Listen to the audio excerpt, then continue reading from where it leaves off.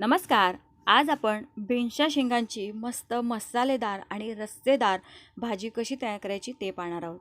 नेहमी बीन्सच्या शेंगांची तीच भाजी खाऊन जर कंटाळा आला असेल तर माझ्या पद्धतीने ही भाजी एक वेळा नक्की ट्राय करा.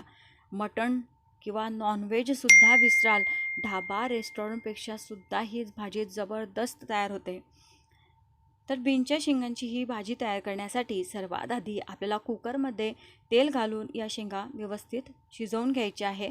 तर इथे कुकरमध्ये 1 चमचा तेल गरम करून घेतलं. पाव किलो शेंगा आहेत, स्वच्छ धुवून पुसून कोरड्या केल्या आणि बारीक कट करून घेतलेल्या आहे. मिनिटभर तेलावर परतून घेतल्यानंतर थोडं मीठ घालायचं आहे, म्हणजे शेंगा भाजीमध्ये खात असताना छान टेस्टी लागतात. तेलावर मीठ घातल्यानंतर परतून घेतल्या. आता यामध्ये थोडं पाणी घालायचं आहे. आपल्याला फक्त 1 शिटी घ्यायची आहे, त्यासाठी इथे साधारण अर्धा कप मी पाणी घातलेलं आहे. आणि आता इथे कुकरचं झाकण बंद करायचं आहे. गॅसची फ्लेम फुल ठेवायची आहे. 1 शिटी झाली की लगेच आपल्याला गॅस बंद करायचा आहे. खूप जास्त मऊ या शेंगा करायच्या नाही. आता 1 शिटी झाली, कुकर गार झालेला आहे. शेंगा कशा शिजल्या त्यासुद्धा दाखवते तुम्हाला. तर या शेंगा तुम्ही फक्त तेलावर परतून घेतल्या कढईमध्ये तरी चालेल, परंतु या पद्धतीने भाजी थोडी लवकर तयार होते, वेळ वाचतो. तर तुम्ही पाहू शकता अर्धवट शेंगा शिजून तयार झालेल्या आहे. या भाजीसाठी आपल्याला मस्त अशी ग्रेव्ही तयार करायची आहे. त्यासाठी काही साहित्य आपल्याला भाजायचं आहे. तर इथे लोखंडी तवा मी गॅसवर ठेवलेला आहे. या तव्यावर इथे एक मोठा कांदा तेलावर आपल्याला भाजून घ्यायचा आहे. 5 लोकांसाठी ही भाजी मी तयार करते आहे. त्यासाठी एक मोठ्या आकाराचा कांदा मी घेतलेला आहे. कांदा भाजत असताना कांद्याला खूप जास्त चटके बसू देऊ नका, नाहीतर भाजीची चव खराब होते, करपट लागते. तर थोडा कांदा परतून घेतला. आता यामध्ये मी काही खडे मसाले घालते आहे. तर 2 वेलदोडे, 4 लवंगा आणि 1 इंच दालचिनीचा तुकडा आहे, तो घातलेला आहे. एवढाच मसाला तुम्ही या भाजीमध्ये घातला तर यापेक्षा जास्त घालायची काहीही गरज नाही. अप्रतिम मस्त टेस्टी अशी ही भाजी तयार होते. आता गॅसची फ्लेम कमी केलेली आहे. तुम्ही पाहू शकता अजिबात कांद्याला चटके जास्तीचे बसलेले नाही. आता यामध्ये टोमॅटो घालायचा आहे. तर थोडा माझ्याकडे असा फिकट रंगाचा टोमॅटो होता. तुम्ही घेत असताना इथे मस्त लाल टोमॅटो घ्या, त्यामुळे भाजीला रंगसुद्धा खूप छान येतो. आणि आता टोमॅटोसुद्धा कांद्यासोबत परतून घ्यायचं आहे. आता यावर थोडं मी मीठ घालते आहे. मिठामुळे पाणी सुटेल आणि कांदा टोमॅटो लवकर सॉफ्ट होतील.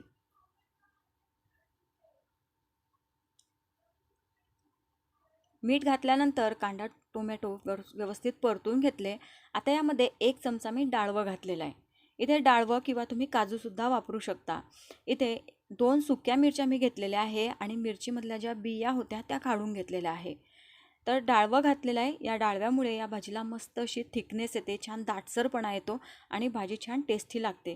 तुम्ही इथे काजू वापरू शकता किंवा काजू डाळवं घालायचं नसेल तर भाजलेले शेंगदाणेसुद्धा तुम्ही इथे वापरू शकता. साल काढून घ्यायची आणि भाजलेले शेंगदाणे घालायचे. आता इथे 8-10 लसूण पाकळ्या, अर्धा इंच आल्याचा तुकडा घालून सर्व साहित्य व्यवस्थित परतून घेतलं. गॅस बंद केलेला आहे. आता हे भाजून झालेलं साहित्य एका प्लेटवर काढायचं आहे.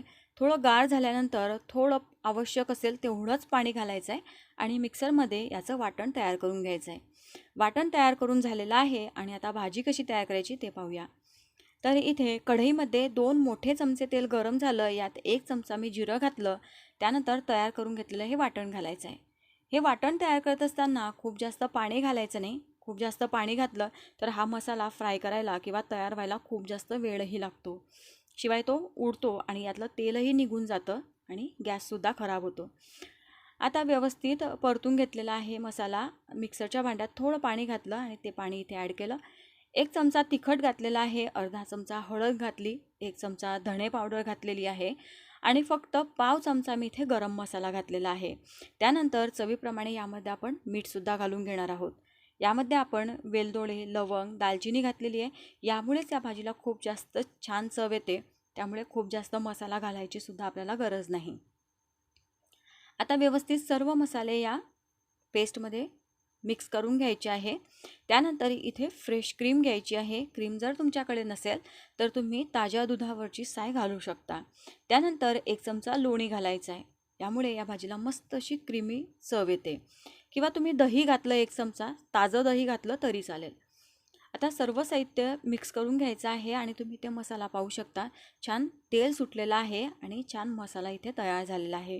या मसाल्यामध्ये तुम्ही मटर पनीर करू शकता, मशरूम बनवू शकता, काजू करी बनवू शकता. अप्रतिम लागते. आता यामध्ये शिजवून घेतलेल्या या बीनच्या शेंगा घालायच्या आहे. व्यवस्थित मिक्स करून घेऊया. तर एक वेळा ही भाजी तुम्ही नक्की बनवा.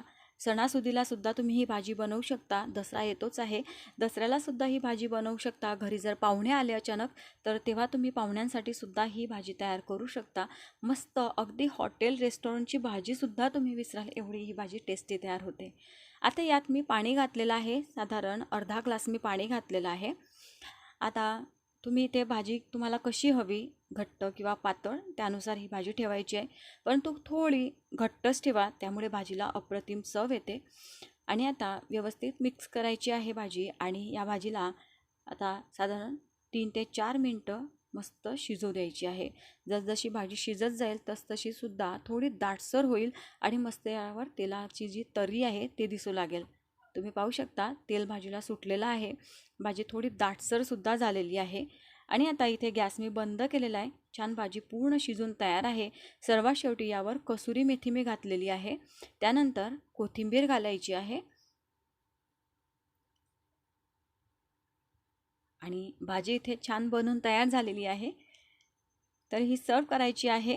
ही भाजी तुम्ही पुरीसोबत खाऊ शकता, पराठ्यासोबत खाऊ शकता, भातासोबत खाऊ शकता, जिरा राईससोबत खाऊ शकता. मस्त टेस्टी लागते.